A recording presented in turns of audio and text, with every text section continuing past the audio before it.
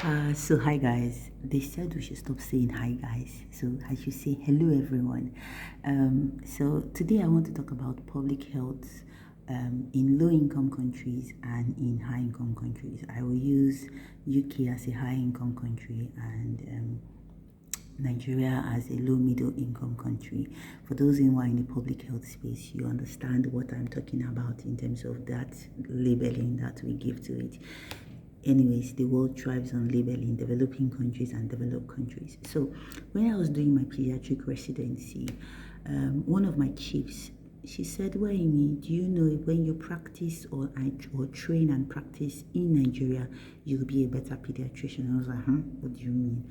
But anyways, I did my training in Ukraine, and then I came back to Nigeria, but that's another story for another day.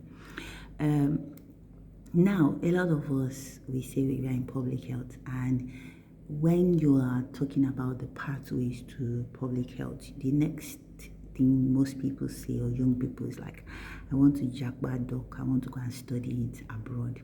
Now, when you come here and study, the way the curriculum has been set, they don't teach you about the public health issues that happen in the high income countries, things like high maternal mortality, homelessness, gambling, drug addictions, and so on. They tend to focus on countries, for example, like Nigeria, Ghana, and all of us who are under the developing country category. So there's this sense of white savior mentality where you see white people then coming to Nigeria or all these countries and trying to do projects and trying to do training. Whereas you're coming as a migrant and you're studying, you studied all about these things that are in your country, and you're trying to get into the maybe system of the country that you are in as an high income.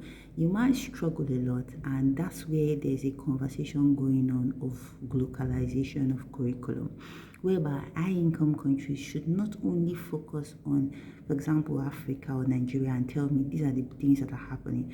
We should also focus and teach the students who are taking public health courses that this same thing that is happening in developing countries, it's also happening in our countries. A lot of people get to be like, Dr. Wayans, when you post about the UK, it's as if you're talking about Nigeria. Yes, there's no difference. The only difference, there's light. And maybe there's partial good road. There's still pothole here.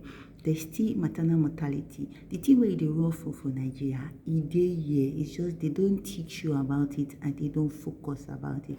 The older you get in the system, the more you realize there's not much difference in my country. So there's this conversation that high-income countries have to teach. They have to teach about what's happening in their own country. And I support it. I know you want to jackpot. I know you want to come and study here. Foreign degree makes sense. It's fine. It's good. But it's just a beautiful piece of certificate that is sometimes very expensive, and the scholarships are very competitive.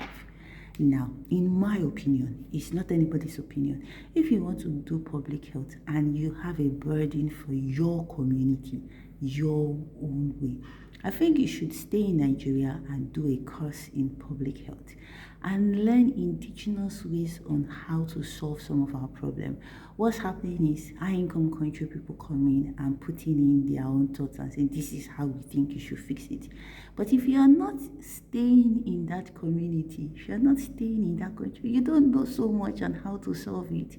So that's why we keep having repeated interventions that sometimes are not successful. So, but if you are there, you understand your community, you are indigenous, you understand the socio-cultural, political context of the public health issue, you are standing at a very strategic position to be the problem solver. And you can come on global stage and say, this is how we are solving this problem. And then there's partnership between the high income and the low income. And, we are doing better global health work. That's just my thought. You might disagree with me.